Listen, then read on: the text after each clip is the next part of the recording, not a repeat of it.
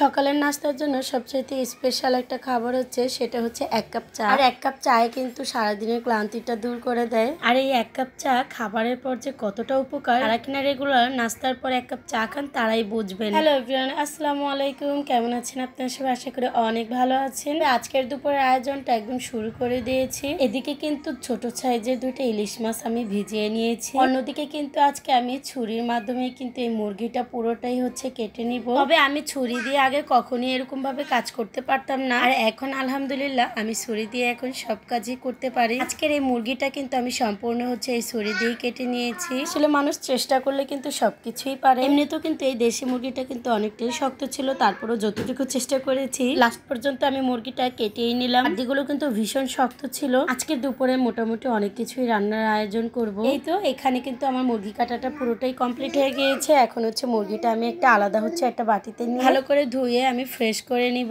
আর আজকে রান্না বান্নার কাজটা আমি একদম সকাল থেকেই শুরু করে দিয়েছি, যেহেতু হচ্ছে আজকে হসপিটালে হচ্ছে খাবার দিব দুপুরে, তার জন্য কিন্তু আমি দুপুরের রান্নাটা আজ সকাল সকালই শুরু করে দিয়েছি। বললাম আজকে একটা দেশি মুরগি রান্না করে দিই, সাথে আরো অন্যান্য কিছু হচ্ছে রান্না করে দিব। কারণ আমার এই রান্না বান্নার কাজগুলো আমি সকাল সকাল না করলে আমি টাইমের সাথে আমি রান্নাটা কমপ্লিট করতে পারবো না, যেহেতু হচ্ছে আমার একটার মধ্যে ওইখানে খাবারটা দিতে হবে, তার জন্য আমি এই রান্নাটা তাড়াতাড়ি শুরু করে দিয়েছি। ওদিকে হচ্ছে আবার 11টার দিকে ছেলেকে স্কুলে নিয়ে যাওয়া লাগে। তার মধ্যে তো আবার একটা ছোট একটা মেয়ে আছে, ও তো এমনি তো একটু বিরক্ত একটু বেশি করে, তার জন্য হচ্ছে এগুলো সবকিছু মিলেই হচ্ছে আমি সকালে এই রান্নাটা শুরু করে দিয়েছি। এদিকে কিন্তু আমি মুরগির মাংসটা কিন্তু ভালো করে কষিয়ে নেব, আর এই মুরগির মাংসটা যত ভালো করে কষিয়ে রান্না করা যায় ততই কিন্তু খেতে ভালো লাগে। পাশাপাশি কিন্তু এখানে হচ্ছে আমি একটা বড় একটা বেগুন কেটে নিলাম, আর এই বেগুনটা হচ্ছে বড় ছিল তো পিস পিস করে আমি কেটে নিয়েছি।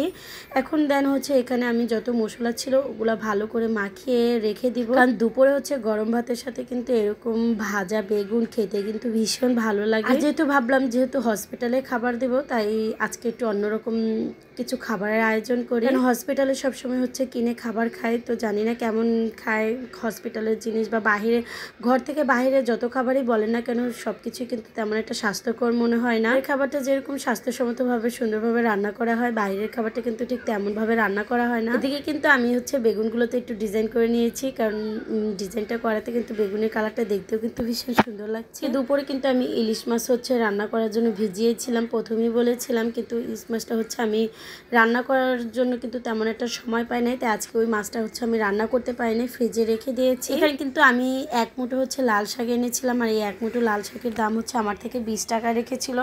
আর এখন যে শাকের যে প্রচুর দাম শীত, তারপরে হচ্ছে এই লাল শাকের দামটা হচ্ছে অনেক মনে হয় করব, তার জন্য কিন্তু আমি হচ্ছে এখানে 1 মুঠো হচ্ছে লাল শাক এনেছিলাম। আর এই লাল শাকটা হচ্ছে আমি শুধু হচ্ছে ভাজি করে দিয়েছি, আর এই লাল শাক ভাজিটা কিন্তু অনেক মজা হয়েছিল, যেহেতু হচ্ছে অনেক দিন পরে এই ভাজিটা করেছিলাম। 1 মুঠো লাল শাক ভাজি করেছি, সেটা হচ্ছে একজন মানুষের জন্য যথেষ্ট, কারণ হচ্ছে রান্না করার পরে কিন্তু একদম অল্প হয়ে গিয়েছিল।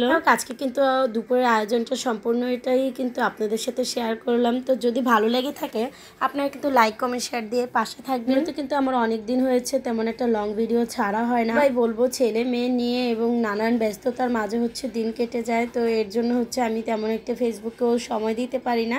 তাও যতটুকু সময় থাকে ততটুকু কিন্তু আমি ফেসবুকে আর কি ভিডিওগুলো আপলোড করে থাকি। ভিডিওটা কেমন হয়েছে সবাই কিন্তু কমেন্ট করে জানাবেন। ভালো থাকবেন। আজকের জন্য এখানেই বিদায় নিচ্ছি। আল্লাহ হাফেজ।